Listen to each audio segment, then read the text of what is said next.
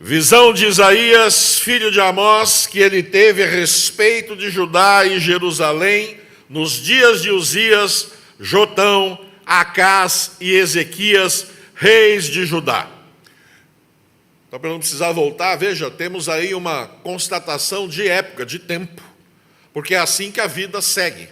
Embora nós já estejamos assentados com Cristo nas regiões celestiais, conforme a Bíblia diz, embora nós já estejamos com Ele lá, naquele lugar, ainda estamos vivendo essa vida aqui.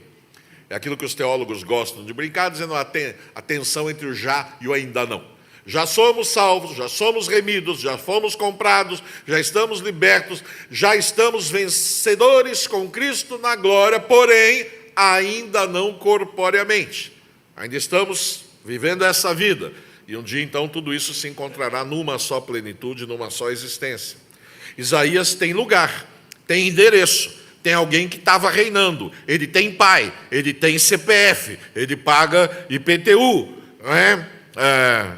Espero que ele não estava, era um bom profeta, não ia estar com o nome do CSP, sei lá como é que chama, mas ele tinha lugar na história.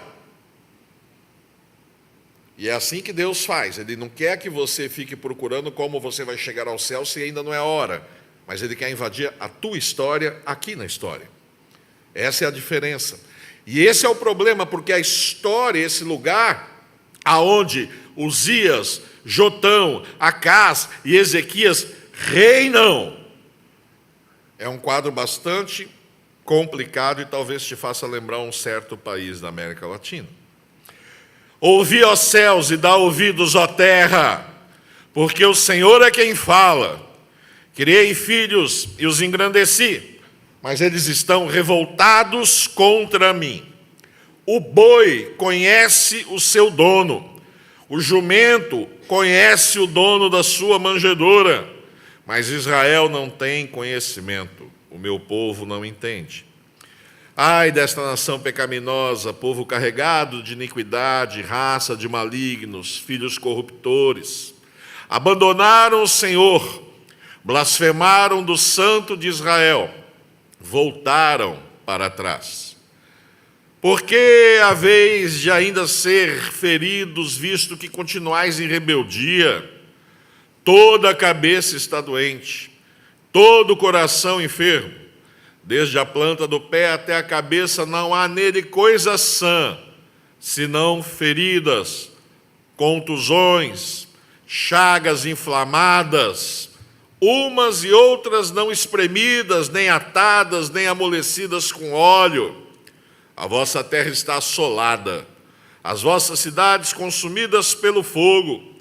A vossa lavoura os estranhos devoraram em vossa presença.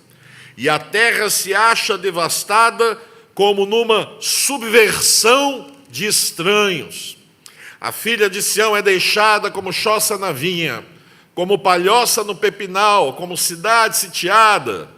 Se o Senhor dos Exércitos não nos tivesse deixado alguns sobreviventes, já nos teríamos tornado como Sodoma e semelhantes a Gomorra.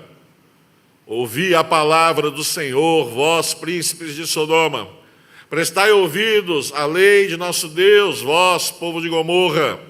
De que me serve a mim a multidão de vossos sacrifícios? Diz o Senhor. Eu estou farto dos holocaustos de carneiro e da gordura de animais cevados, e não me agrado do sangue de novilhos, nem de cordeiros, nem de bodes. Quando vindes para comparecer perante mim, quem foi que vos requereu o apenas pisardes nos meus átrios? Não continueis a trazer ofertas vãs. O incenso, para mim, é abominação, e também as festas da lua nova, os sábados e a convocação das congregações. Não posso suportar iniquidade em meio ao ajuntamento solene. As vossas festas da lua nova, as vossas solenidades, a minha alma as aborrece, já me são pesadas. Estou cansado de as sofrer, pelo que quando estendei as mãos, escondo de vós os olhos. Sim, quando multiplicais as vossas orações, não as ouço, porque as vossas mãos estão cheias de sangue. Lavai-vos, purificai-vos, Tirai a maldade de vossos atos de diante dos meus olhos, cessai de fazer o mal. Aprendei a fazer o bem, atendei à justiça, repreendei ao opressor, defendei o direito do órfão, pleiteai a causa das viúvas. Vinde, pois, e arrazoemos, diz o Senhor. Conversemos, tratemos com clareza. Ainda que os vossos pecados sejam como a escarlata, eles se tornarão brancos como a neve. Ainda que sejam vermelhos como o carmesim, se tornarão como a lã. Se quiserdes e me ouvirdes, comereis o melhor desta terra. Mas se recusardes e fordes rebeldes, sereis devorados à espada, porque a boca do Senhor o disse. Essa é a palavra de Deus. Meus irmãos, essa porção que lemos aqui, você deve ter reparado, é uma radiografia, é uma ressonância, não é? É um exame assim, que escancara, uma radiografia, uma foto, não é? Os antigos diriam, é um retrato de uma sociedade doente, de uma sociedade absolutamente doente.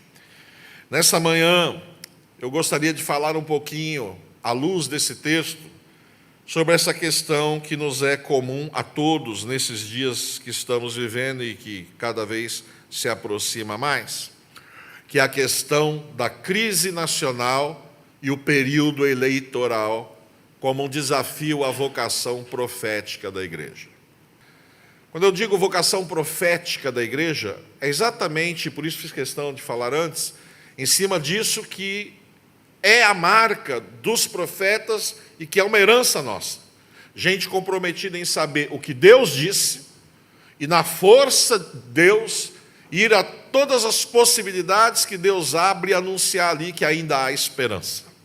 Eu estou falando de profetismo aqui, não tem nada de chupação de cana.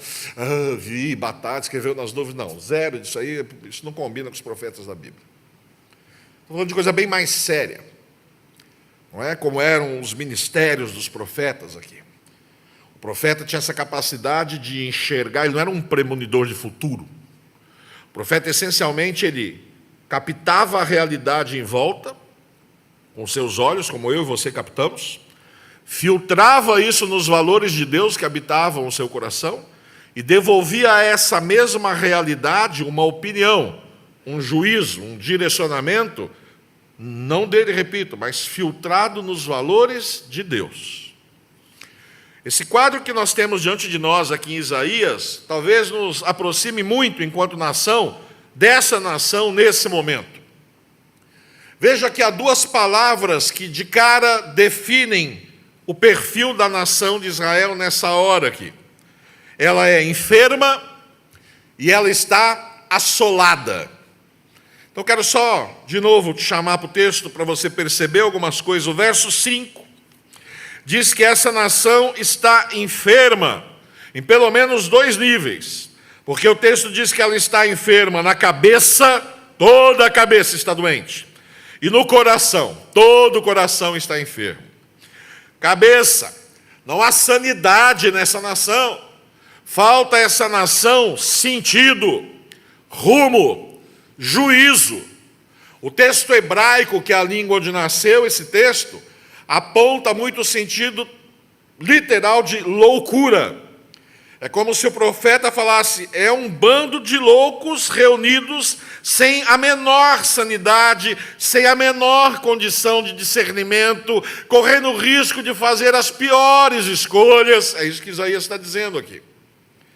E também doente, além da cabeça, do coração, ou seja, há uma confusão e uma corrupção de sentimentos, daquilo que é mais íntimo, daquele lugar, como eu disse aqui da última vez que estive falando do livro sobre o coração, onde a vida nasce, cresce, brota, o tal coração, onde estão seus medos, suas coragens, instintos, prazeres, apetites, desejos, anseios. É isso que significa a palavra coração. E o texto diz, eles estão com a cabeça doente e todo o coração enfermo. Há uma indiferença, há uma insensibilidade para aquilo que é de Deus. E para além disso, e até no outro lado da moeda disso, na via de volta disso, o verso 6 diz que a nação, por conta disso, dessa doença que toma conta dela toda, uma mente enferma, um coração perturbado, um corpo apodrecido, ou seja, toda a existência comprometida, o verso 7 diz, ela está assolada. Talvez na tradução de algum de vocês apareçam sinônimos para isso. Ela está devorada, ela está devastada, ela está consumida e sem força para reagir, uma vez que doente. Quando você e eu ficamos adoecidos, especialmente, peguemos um exemplo clássico, aquela doença que todos os médicos têm estudado 5, 6, 10 anos, para depois dizer que você tem, quando você chega, e é uma capacidade medonha que eles têm, porque eles te olham e dizem, é virose. Não é? Seja lá o que for, dá um baque, não é? Eu tenho raramente, mas quando tenho, a impressão que eu tenho é que eu tomei, como dizem os filósofos manés lá da ilha, uma camaçada de pau, e eu preciso pelo menos de um dia para me recuperar, porque senão eu fico 8 dias ruim. Se eu parar um dia, zerar, fechar para balanço, no outro dia eu estou legal. Mas não é tão ruim quando você quer reagir, não é? Percebe, inclusive, o perigo que se aproxima e não tem forças para tal. É o que está acontecendo com essa nação. A doença enfraquece, a doença mina, a doença rouba toda a sua energia, e eles estão sendo cada vez mais assolados, devastados, corrompidos, consumidos, devorados. Há uma expressão, e quando eu li o texto aqui, eu fiz questão de dar uma enfatizada nela, dessas que a gente lê a Bíblia e passa batido por ela, que é uma expressão sensacional, não é? E ela está aqui no verso 7, no final do verso. Diz que essa nação está devastada como numa subversão de estranhos. O que é isso? Uma subversão de estranhos. É quando valores estranhos, aquele da vontade do Deus dessa nação, do nosso Deus, estão imperando ao invés dos valores de Deus. Então olha para essa nossa sociedade também, absolutamente assolada. Você vê uma criança na rua explorada, subversão de estranhos. Você vê um menino procurando comida no lixo, um homem, uma mulher, subversão de estranho. Você vê um político que devia dar exemplo, o mínimo dos exemplos, chafurdando na lama da corrupção, subversão de estranhos. Você vê o apodrecimento das instituições, inclusive em muitas das instituições chamadas igreja, subversão de estranho. Você vê a família degringolada, apostando quase na falência. Gente que jura de pé junto que a família é algo ultrapassado, que caducou, que é como um submarino, como diz Milor Fernandes, nosso humorista, em tom de graça, mas de caos, e a gente às vezes descuidado aplaude, quando ele diz que a família é como um submarino, foi feito para afundar, de vez em quando boia. Subversão de estranhos.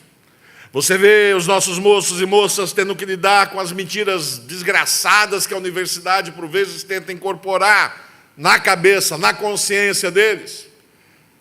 No mínimo, chamando-os a se calar perante as questões mais contundentes da ética e da moral, convidando-os a ou abraçar ou se calar diante da questão de gênero, diante da questão do aborto, diante das questões de bioética, diante das questões da administração, enfim, todas elas, subversão de estranhos.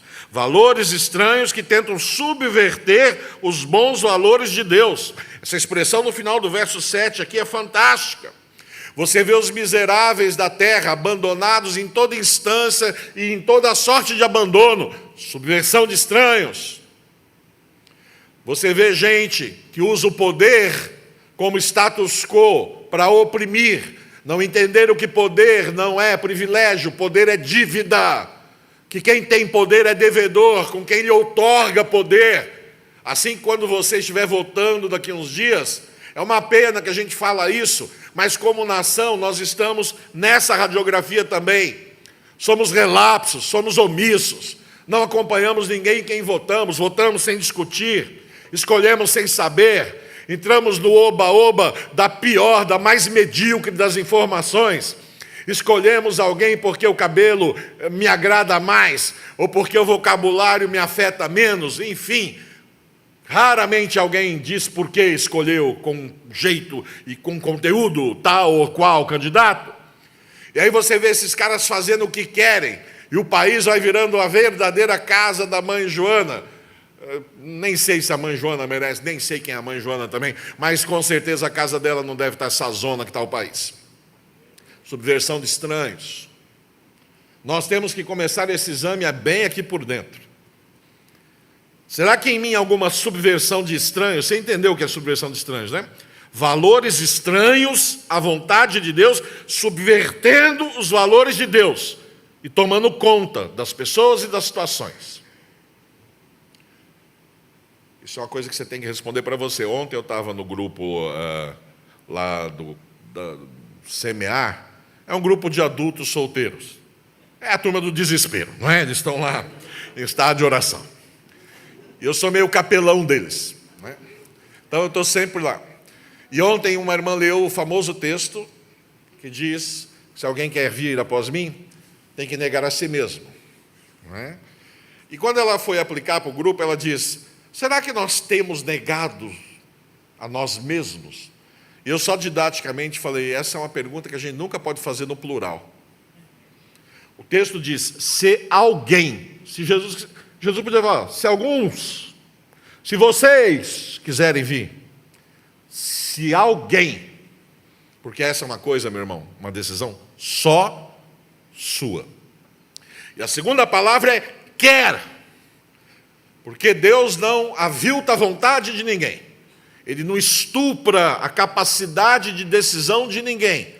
Nos fez a sua imagem e semelhança, e a coisa que mais marca isso é a capacidade que você tem de escolha. Ele te faz tão livre para escolher que você pode, inclusive, escolher negá-lo. Subversão de estranhos. Se isso incomoda a nós, pecadores, imagine a Deus que é santo. Olhar para a nação, olhar para o mundo e ver como o mundo está. Se não for para te servir, quem sou?